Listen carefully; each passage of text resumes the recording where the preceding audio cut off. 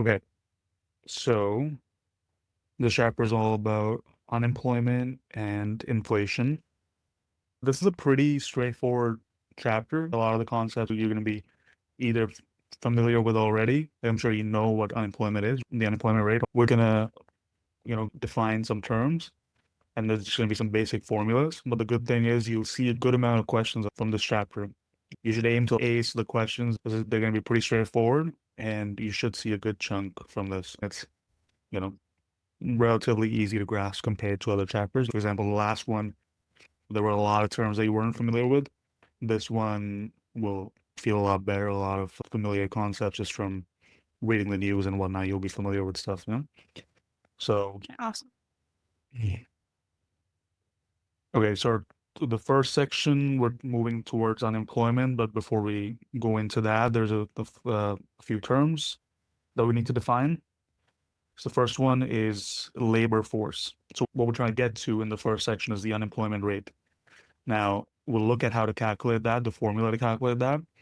But for that formula to make sense, there's a few terms you have to define first. Now, the first one is labor force, which is the sum of the unemployed and the unemployed workers in the economy.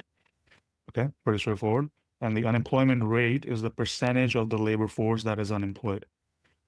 So this is a very good breakdown of all the terms here. So we'll just go through this graphic. Okay. We're going to start with the entire population, and then we're going to start breaking it down into different chunks to find the stuff that we need for the concepts that we're trying to get to, which is the unemployment rate, employment rate, whatnot. So we started with the entire population, right? But we're not concerned with that. What we're concerned with is the working age population. So we're not concerned with infants or super old people who can't really work. We're only concerned with the working age population, which is above 16. That's everyone in the economy that can, on paper, work. So as we're looking at the economies, when we say work, they're going to produce some value for the economy. Okay? We break down the working age population into labor force and not in labor force. We go back to our definition of labor force, which was the sum of employed and unemployed workers in the economy. We have labor force, which further goes down into employed and unemployed, and the other bucket is not in the labor force. Before we go into labor force, let's look at who's not in the labor force. Okay. So who's not in the labor force are people who are either not available for work or people who are available for work, but they're not currently working. Okay. So let's look at the first ones. The first one is people who are not available for work. For example, homemakers, retirees, full-time students, etc. So our defining criteria here was just the age, right? So these people are in the working age, but they're not available for work. For example, you are not, you're a full-time student, so you're not available for working full-time. Obviously, there are exceptions and some people do, but in general, you're a full-time student, so you're not working full-time, even though you're in the age bracket of people who could be working full-time. So these are people not available for work. And the other chunk is the available for work, but not currently working.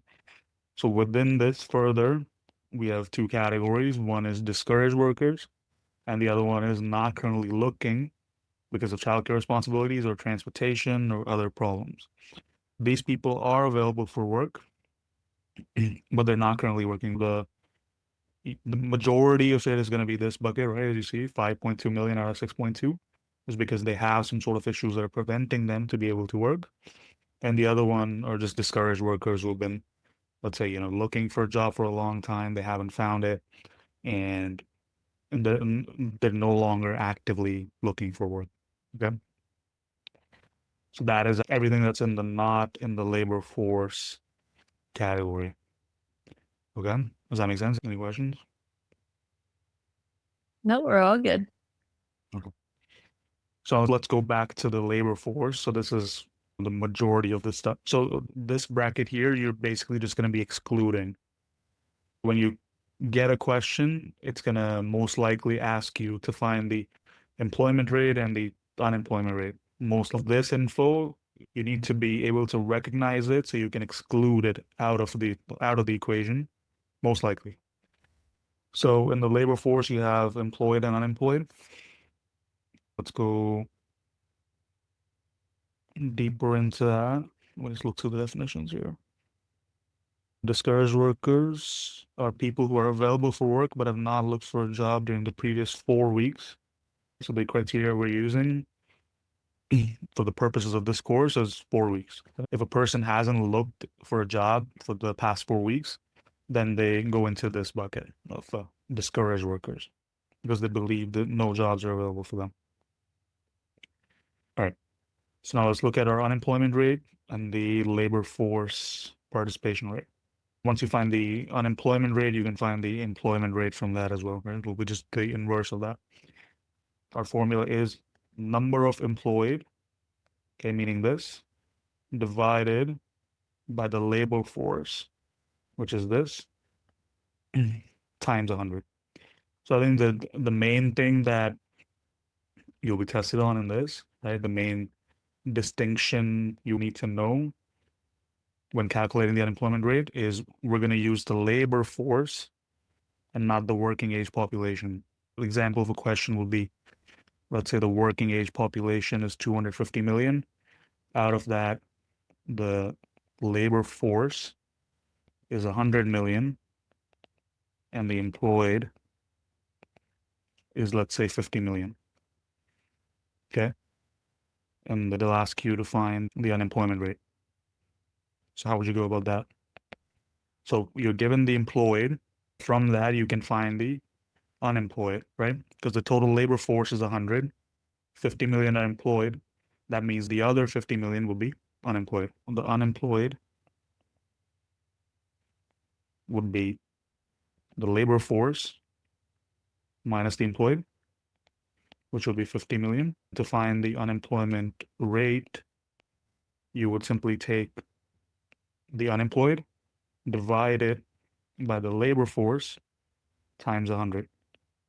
Okay, that's our formula here, right?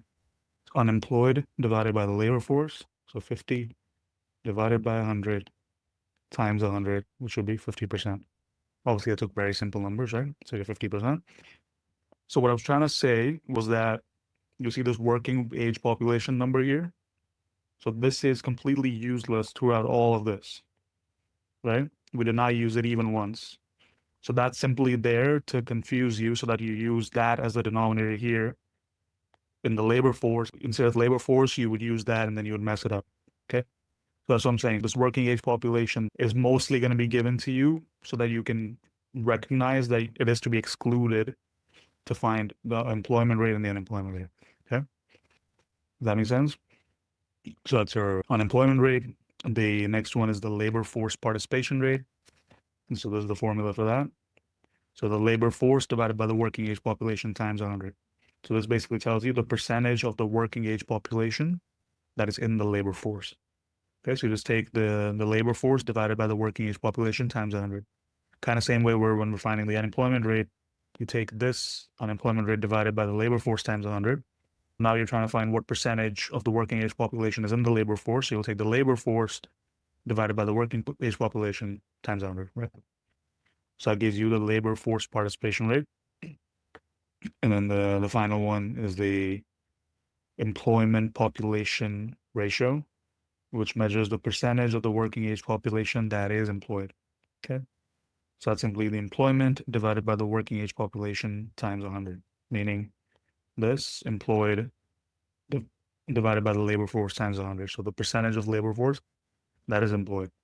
Or alternatively, you can just take the unemployment rate that we found here and 100% minus whatever you found here is going to be the employment rate, right? Because whatever people are not unemployed are going to be employed.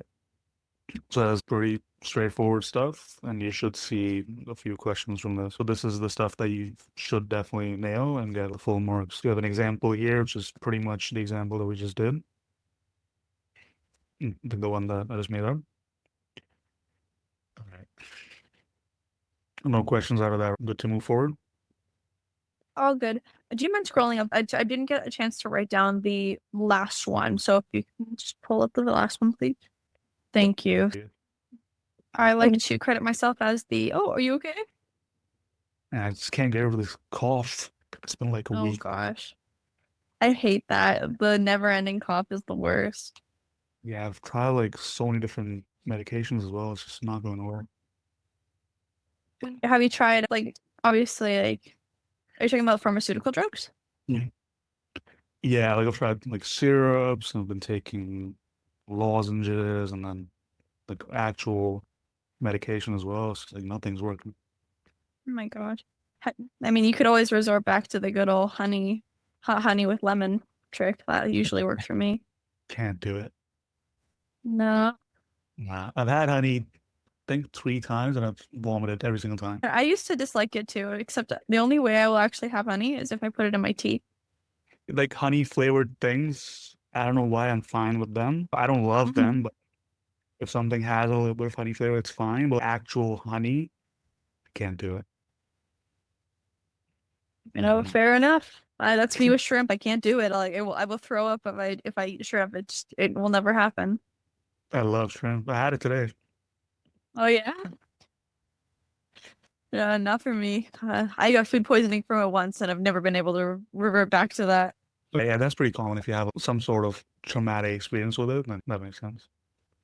Thank you so much. I'm all good now.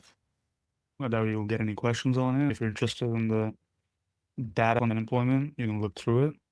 We're on a bit of a time crunch, so I'm just going to move forward. I'm interested to see if there's a difference in the versions we have or the The statistics I use. Yeah, well, there could be. Maybe. Okay, yeah, this is the next topic we're going to cover is the types of unemployment. The frictional, structural, and cyclical. So we've done the unemployment rate now. We're going to look at the different types of unemployment, dive deeper into why people are unemployed in the economy, right? So these are the 3 reasons essentially that we're going to define for why people are unemployed. The first one is frictional. So short-term unemployment that arises from the process of matching workers with jobs. Okay. So this is structural first. Structural unemployment is the unemployment that arises from a persistent mismatch between the skills and attributes of workers and the requirements of the job. This is the portion of people that are unemployed not because of their own lack of skills, but because of the industries that they're in. So essentially, let's say the industry is changing in such a way where their skills are not able to keep up with it, then trying to apply correctly or because their resumes or cover letters is more so because of bigger changes in the industry that they're in that they're not able to keep up with it. Okay, so it's not personal, it's more about the industry that they're in. Whereas this one, frictional employment is more personal. So it's short term as well, whereas the other one, the structural one, takes a while for people to adjust, right? For example, we'll see this with AI now, right? AI is going to replace a lot of jobs. Even though everyone's aware of it, it still takes a long time for people to catch up with it and figure out how they need to gain new skills or differentiate themselves in the new reality that's coming, right? That would be more of a structural unemployment, whereas frictional would be more short term, which is more personal to the workers based on their skills and the day-to-day stuff they're doing in not being able to land a job. Some frictional unemployment is unavoidable. As we've seen, the US economy creates and destroys millions of jobs every year. Some unemployment, sorry, is due to seasonal factors, such as weather or fluctuations in demand for some products or services during different times of the year. For example, stores located in beach resort areas reduce their hiring during the winter, and ski resorts reduce their hiring during the summer. Department stores increase their hiring in November and December and reduce their hiring after New Year's Day. So those are some examples, right? So these would be seasonal unemployment or cyclical unemployment. Would eliminating all frictional unemployment be good for the economy? No, because some frictional unemployment actually increases economic efficiency. Frictional unemployment occurs because workers and firms take the time necessary to ensure a good match between the attributes of workers and the characteristics of the job. This would also include when you leave your job and you're trying to find a better job. You're unemployed for a few weeks in between. So that would go under this bucket as well, frictional unemployment. you as a part of the labor force are not producing the most that you could, right? And not contributing to the economy where you could. When you leave your current job that you're not happy with and you're not being the most productive you can, you leave that to get a better job, even though you were not employed for, let's say, a month and weren't productive during that time. Once you get the job that you actually like, you're more productive and producing more for the economy, you're producing better quality of product or service. So that could lead to more economic efficiency. Okay? Eliminating all frictional unemployment is usually not good for the economy because there's so many reasons why people could be unemployed short term, right? That makes sense? Structural unemployment arises from a persistent mismatch between the job skills or attributes of workers and the requirements of the job. While frictional unemployment is short term, structural unemployment can last for longer periods. This is usually short term, whereas this will be longer term because it's a broader issue with the industry that those people are working in. Not an issue, but just something that's changing in the industry. For example, employment by US steel firms dropped by more than half between the early 1980s and the early 2000s as a result of competition from foreign producers and technological change that substituted machines for workers, right? So this stuff will happen in most industries every decade or so, or whatever it is. People that get unemployed because of that are structurally unemployed. And then When the next, accounting for, oh, sorry. yeah, go ahead. When accounting for unemployment rates, does it also account for the turnover rates that the industry faces? For example, within the automotive industry, there's a lot of turnover when it comes to certain companies like Tesla, No. where he looked at the stocks and said, no, we're not where we're supposed to be. Went in, looked at his least Oh yeah, efficient that was a little workers. while back, right? Yeah, yeah. Yeah, That were that yeah, was insane to me. And then they couldn't get yeah. in because he deactivated their key cards, which is, wow, thanks for the Yeah, no, notice, yeah. buddy. Yeah. It's So crazy to me. so as soon as you stop working, you get into that bucket, right? So if we go Right. back to the chart we had. So as soon as you stop working, you go into that unemployed bucket, right? And then now we're just defining why you're going there. So the example that you brought up, that would be frictional unemployment, right? For most of them, I would say. Because they wouldn't go into discourage, right? Because at least most of them, if they get laid off like that, they would get some compensation from Tesla. Legally, they have to provide some compensation. So they would have some time to apply for new jobs, and most of them would end up getting different jobs. So that would be most of them will go under the frictional unemployment. And then Okay. if some of them do decide to drop out of the labor force for some reason, right? Let's say it becomes that much of a traumatic event for them, then they would go into like one of these depending on their personal situation. But like most of them, I would say, would go under the frictional unemployment in that case. Okay. Was that your question? Yeah, that was perfect. Like you could argue that's because of it just depends, right? Like if the reason why he did that is because of something about the industry changing, you could argue that it goes under structural unemployment as well. If he believes something major is changing with the industry and he has to make drastic changes in his company because of that, then it could go under structural unemployment bucket as well. But it just depends on, like you can argue if you're given a situation like that in a question on the exam, pretty unlikely. There will be Yeah. some questions in the back of the chapter if you want to just do them for fun, but you just have to give an argument for what you think it is. There's no 100% right or wrong answer, I would say. Okay. Luckily, I believe the test is just 42 multiple choice. Oh, is it? Okay. Yeah, yeah. So you won't see majorly technical questions then. Okay. All right. Cyclical we sort of discussed as well. So when the economy moves into recession, many firms find themselves falling. In the last chapter, we did the economic growth cycles. We said there's either recession and growth, basically, boom or recession. Depending on which one you're in, will associate unemployment with a recession. When the economy is in a recession, a lot of industries are struggling. The companies in those industries will start laying people off to reduce their expenses. That would be cyclical unemployment. So don't confuse this with seasonal unemployment because it sounds kind of similar. Seasonal will be what we discussed, right? With the ski resorts or very niche businesses. Cyclical is more we're talking about the cycles of the economy as a whole instead of cycles of a particular business, right? So finally, now that we've gone through all of these terms of unemployment, we can define what full employment for an economy looks like. Okay. The main thing to understand is that every single economy is always going to have something called a natural rate of unemployment, which is sort of like the baseline. So like the minimum rate of unemployment that's always going to be there. So it's a normal rate of unemployment consisting of frictional and structural unemployment. Frictional and structural, it could be, they could be more, they could be less, but they're always going to be there. Okay. So when you're looking at an economy, you're looking at the entire labor force, there's always going to be people who are switching jobs, which will be frictional. And then there's always going to be certain industries that are changing and there's structural changes because of that. Some people get laid off because their skills aren't keeping up. So that's always going to happen, right? It's going to happen more or less depending on the economy. If the economy is in a boom or a recession, some percentage of this is always going to be there. Okay, so that sort of becomes our baseline unemployment that's always going to be there. So that's what we call the natural rate of unemployment. Yep. When the only unemployment in the economy is this, then we say that the economy is in a state of full employment.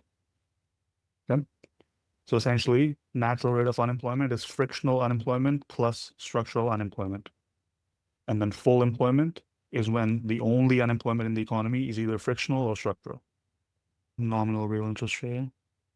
But the stuff that we did is definitely like the meat and the potatoes of the chapter, especially that graph.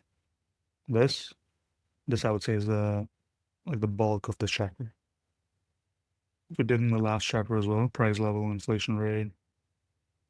Price level is a measure of the average price of goods and services in the economy, right? So when we're calculating GDP, we create this basket of goods and services to calculate GDP. So we use that, the price level that we use there, sort of like an average of all the goods and services in the economy. We use a proxy for that.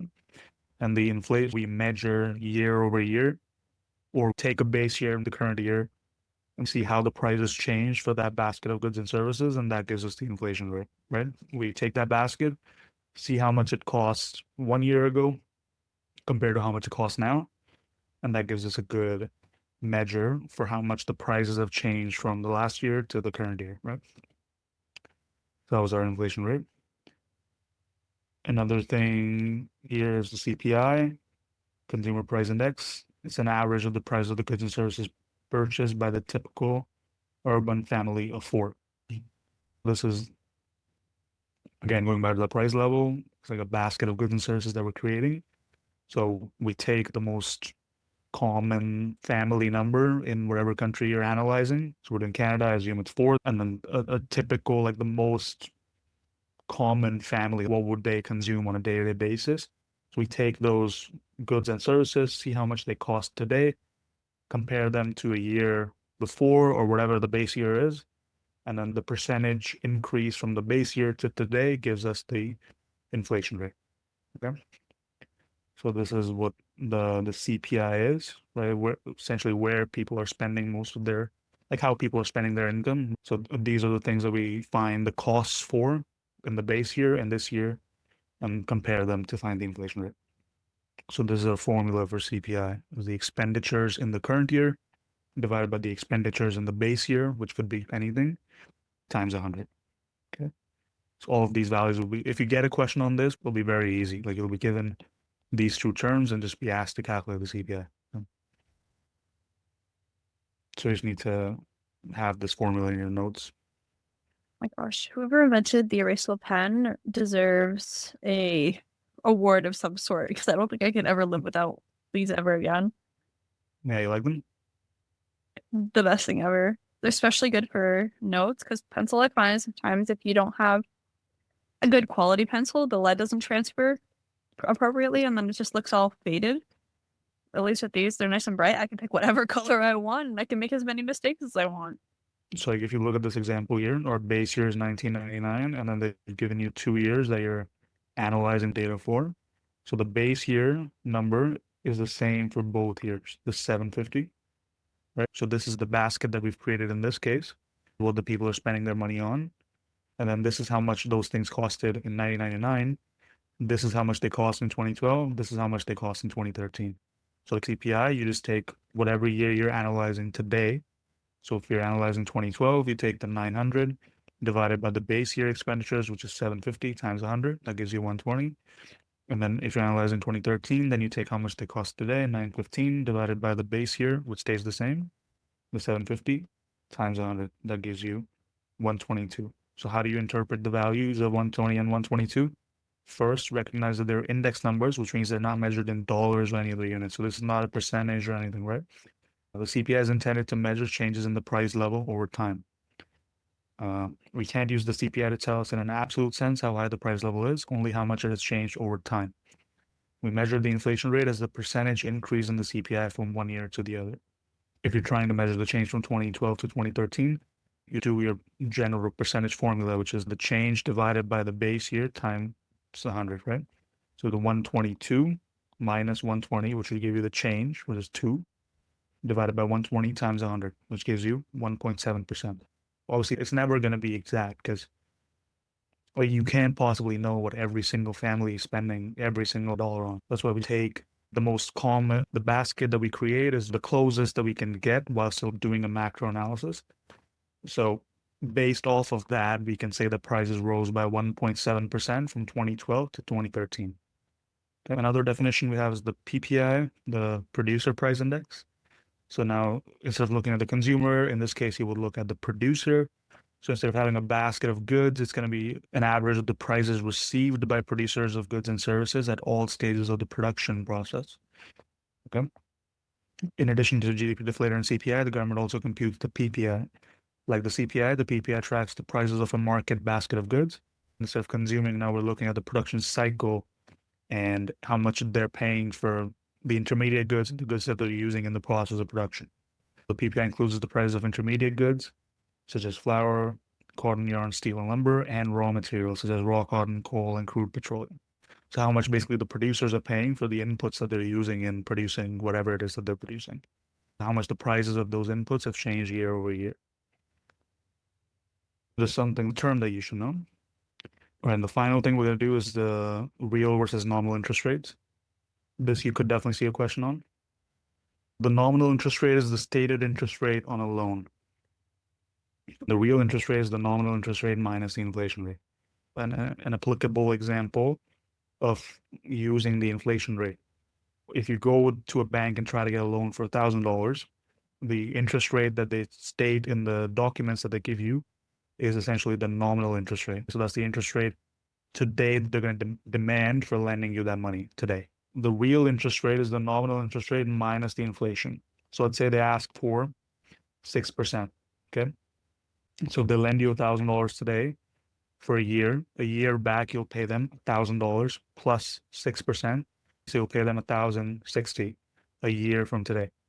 So what we're trying to look at here is how much is that 1,060 a year from now worth today, essentially, right? Because it's not worth 1,060 today. And the reason it's not is because of the inflation rate, because the things are going to cost different a year from now.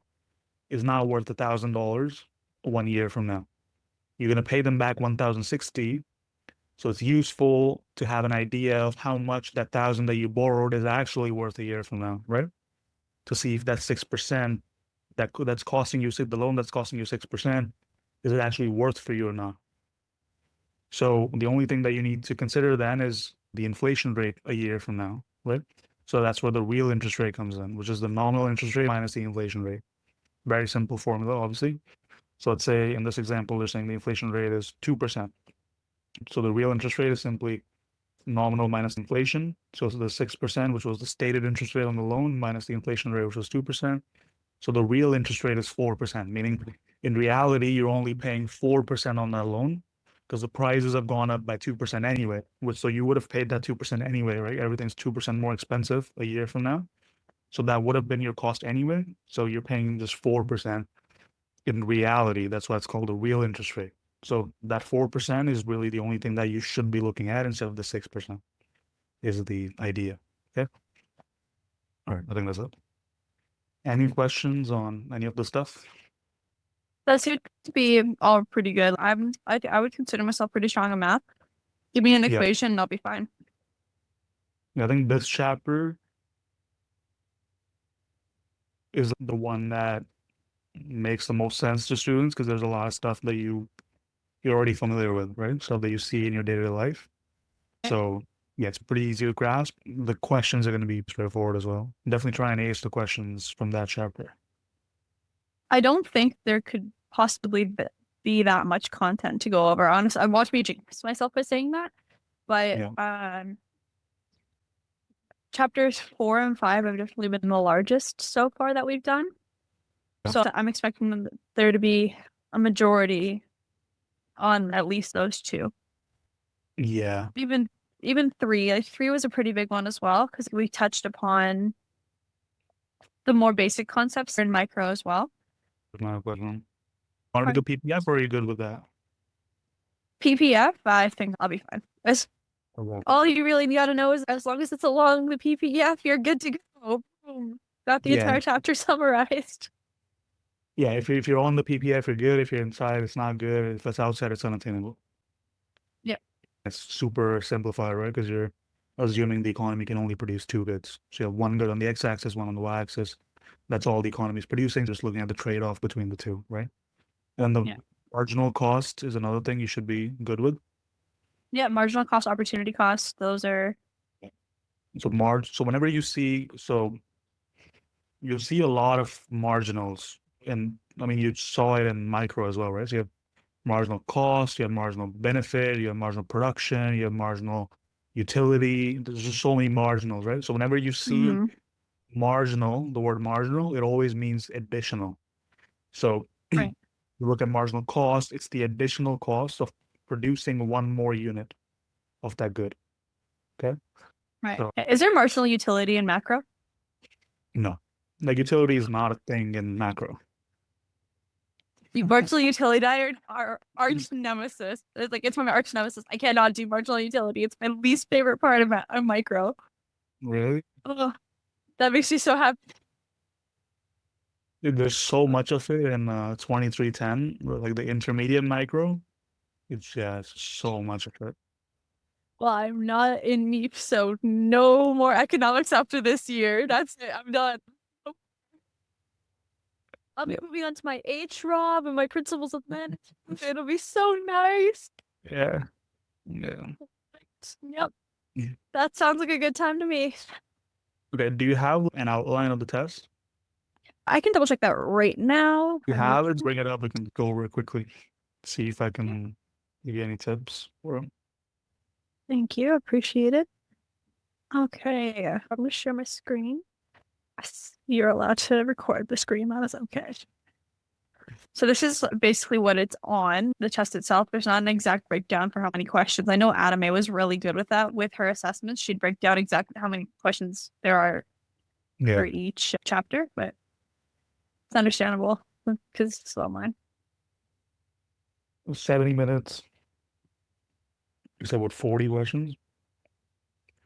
MCQs? 1, 2.1, 3, 4, and 5.1. The stuff that we did at the end might not be in 5.1 to 5.3. As long as we go over it, honestly, that's okay. Let me look at the chapters list again. So we have 40 questions. I'm just trying to think if I was to make a test with 40 questions, like how many questions I would take out of each chapter. If I did the math correctly, I have just under 2 minutes to solve each one, which should be pretty okay. Okay, so how do you usually attempt these tests? Let's say you're in the exam, you started. How do you go through the test? I don't think I have a specific method. I think it mainly depends on what my nerves are like. I'll tell you something, and it's weird. I don't know why I do this. It ends up happening every single time. I'll start going into it at the beginning, and I'll go through the first maybe 30% of the questions on the front. And then I'll flip it to the back and see what's on the back, and then I'll go reverse. So I'll do it from the end of the test up to the middle, and I go to the middle point of the test where I'm like, okay, officially done. I know every question's answered because I have that median. And as long as I do that, I'm all good. Because I want to get as many questions answered as I possibly can. I've been doing it for years. I've never heard anyone do that. This seems to work out pretty well. Okay. Like, do you want to hear what I would recommend, how you do it? Sure, I would love to. Honestly, if it gets me out of this weird habit, great. Okay. The way I recommend is to start with question one and go down until you reach the last one. You read the question. If you can't answer right away, just skip it. Just keep going through it.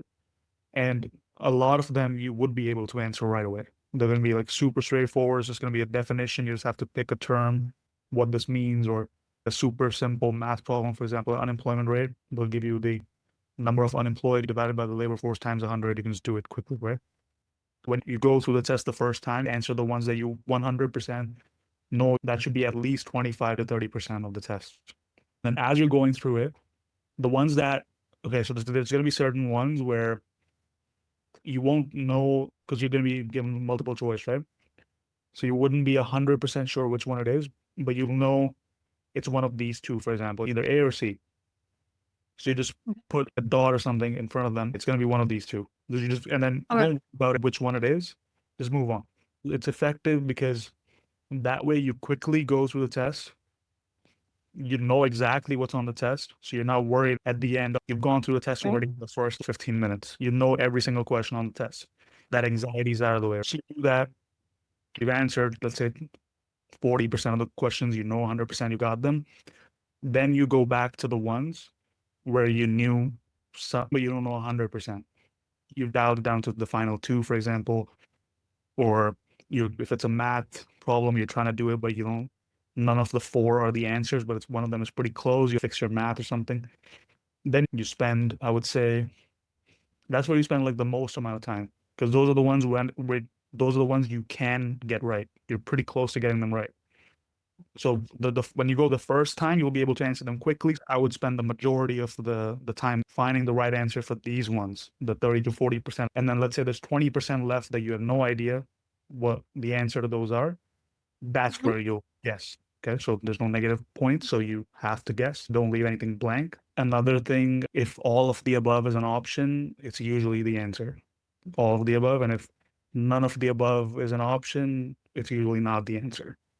I would say maybe 70% of the time that works. Just in case you're Okay. guessing, that's the basic structure I recommend.